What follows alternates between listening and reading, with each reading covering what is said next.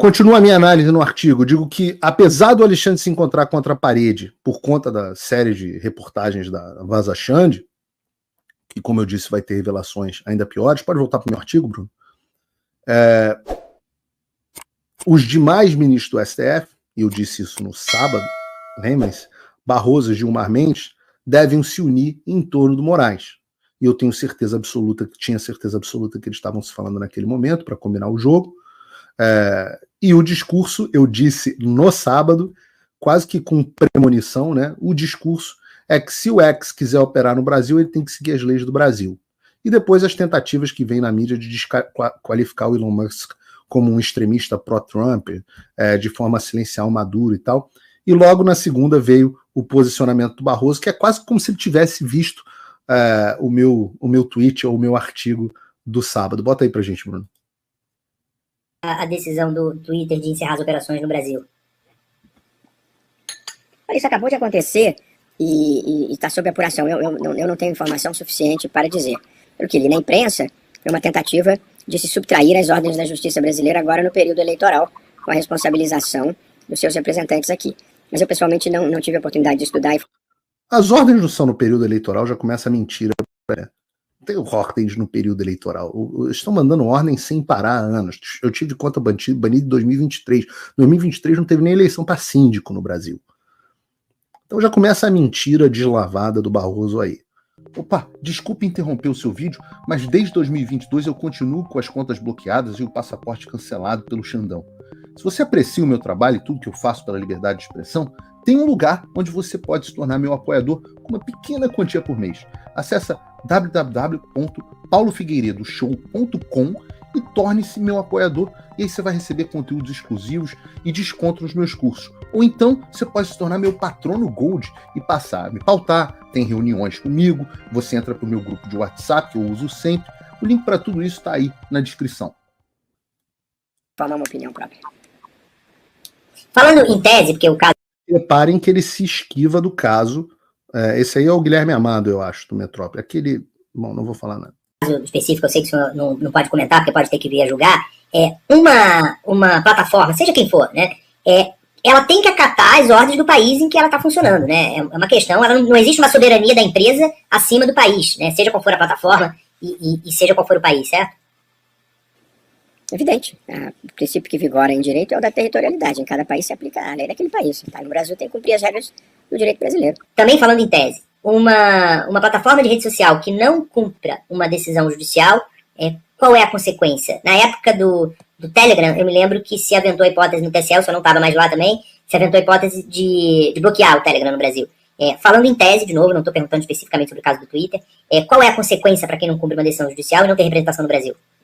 Eu não precisei ameaçar bloquear o Telegram porque eles fizeram o que tinham que fazer, mas eu, na ocasião, quando eles ameaçaram não cumprir e disseram que não tinham representante no Brasil, eu li pela imprensa que na Alemanha eles tinham feito um acordo para remover conteúdos, lá no caso da Alemanha, sobretudo conteúdos de natureza neonazista. E aí, eu na ocasião convidei o embaixador da Alemanha para vir lá no TSE, conversei com ele, e aí eu perguntei como vocês fizeram. Ele disse, nós ameaçamos puni-los com multas elevadas na União Europeia. Eu disse, bom, isso eu não posso fazer. Em seguida, eu perguntei quantos usuários o Telegram tem na Alemanha. Ele falou 9 milhões. E aí eu pensei comigo, no Brasil tem 50 milhões, eles têm muito mais interesse de fazer acordo aqui do que fazer acordo lá. E efetivamente, aí já... Repara que no Brasil eu tenho 50 milhões de reféns, é o que ele está dizendo, para eu poder negociar. Não mais na minha gestão, porque tinha terminado, mas eu anunciei... Dane-se o que a população quer utilizar. O que importa é a utilização do usuário da plataforma como refém pelo Barroso. Que, se não cumprissem as decisões da justiça brasileira, seriam tirados do ar. Simples assim. A vida civilizada funciona com as empresas e os particulares cumprindo a lei e as decisões judiciais. E, portanto, se não cumprir, você multa, e se continuar não cumprindo, você simplesmente impede de atuar. É assim que funciona. É assim que funciona. Eles que mandam, e como o Don Corleone, eles fazem uma proposta que o X não pode recusar. O que falta dizer é que a empresa, Barroso, precisa seguir a lei brasileira. Mas o que o Moraes vem fazendo é totalmente fora da lei. E eu acho que isso hoje está claro até para o maior dos idiotas. Até a Globo News, Barroso, diz que o que o Alexandre fez é fora da lei. E nenhuma empresa e nenhum cidadão, o mundo civilizado é esse, Barroso. Nenhuma empresa ou nenhum cidadão é obrigado a cumprir ordens ilegais. Esse é o mundo civilizado, Barroso. O mundo civilizado é onde juízes não acham que são Deus e não tomam a população como refém. Os usuários das redes sociais, que dependem das redes sociais para renda, para trabalhar, etc., eles não são reféns na sua negociação, Barroso. Esse é o mundo civilizado. Caso que o Barroso, voltando ao artigo aqui, caso que o Barroso está dizendo que é uma hipótese provável se concretize, o Brasil vai se juntar a uma lista de países, uma lista seleta dos países que proíbem o X, que são China, Coreia do Norte, Irã, Turcomenistão, vamos lá, China, Coreia do Norte, Irã, Turcomenistão, Eritreia e, mais recentemente, a Venezuela. Nenhum destes países, Barroso, pode ser chamado de civilizado ou nem de democracia. Eu sei que você gosta da China, mas democracia não dá para dizer que os chineses são, né? Ora, entendam o tamanho da merda na qual a gente está. Nem em Cuba o acesso ao X é totalmente bloqueado. Nem em Cuba! O X, Twitter, opera hoje em 194 países. Eram 195, saiu a Venezuela. A ONU tem 193 países membros. Tem alguma coisa de errada com o Brasil? Ou tem alguma coisa de errada com os outros 194 países no qual o X opera?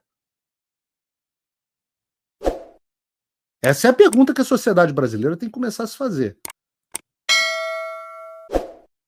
O Brasil tem algo como 22 ou 30 milhões de usuários no X. Depende de quem faz a conta. O X é o quinto maior mercado, o Brasil é o quinto maior mercado do X. E pode não parecer tanto, 10, 15% da população brasileira, mas entre os usuários do X, os usuários do X são mais elitizados, vamos dizer assim. Então, os setores mais poderosos estão dentro do X. O X não é utilizado para você ver tanto vídeo de gatinho. É onde realmente as discussões que importam acontecem. Então, todos os políticos usam o X, mesmo os de esquerda. Vários influenciadores. Cadê eu não sei se alguém pode me dizer no chat se o Nilipe Feto se manifestou sobre a fase do Barroso. Todos os políticos de esquerda ou direita usam X. Todos os jornalistas precisam do X para se informar. A gente sabe que as notícias hoje acontecem no X e depois vão parar na mídia. Todos os veículos de mídia têm o X como a principal origem dos cliques para os portais deles. Eles vão ficar felizes de não contar com essa concorrência? Em parte. Porque pode reparar que a Globo News, todos os vídeos que eu uso da Globo News aqui, eu não sei aonde, eu pego no X. Eu não tenho Globo News, eu não vejo Globo News. Mas eu vejo os vídeos, acho engraçados e coloco eles aqui no programa. E geram cliques, e geram visualização. O mercado financeiro inteiro se informa pelo X. Como é que o mercado financeiro vai operar sem ter acesso ao X, meu Deus? O Brasil vai rodar horas e horas depois do resto do mundo. Você tem todos os ministros do STF usando o X, o Pacheco e o Lira usam o X. Ironicamente, né? O X é a única rede no qual está o próprio Alexandre.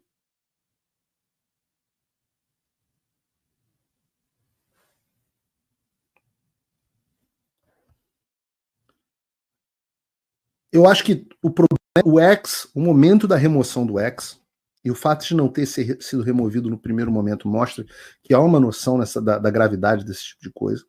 Deve acontecer, mas a gente não sabe quando. Porque eles não vão deixar o Paulo Figueiredo show. Só para vocês terem uma ideia, tá? Agora a gente está com mais de 30 mil pessoas nos assistindo.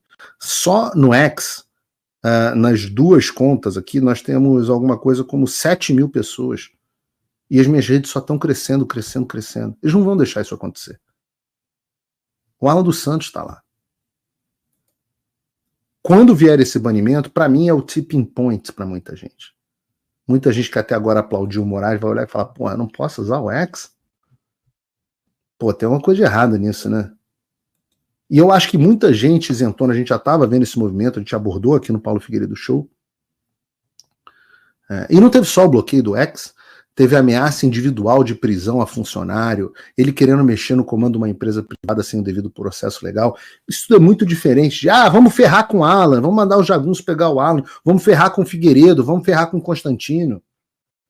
Preparem-se para ouvir com o banimento do X cada vez mais gente poderosa com o discurso de houve um exagero, agora está havendo um exagero.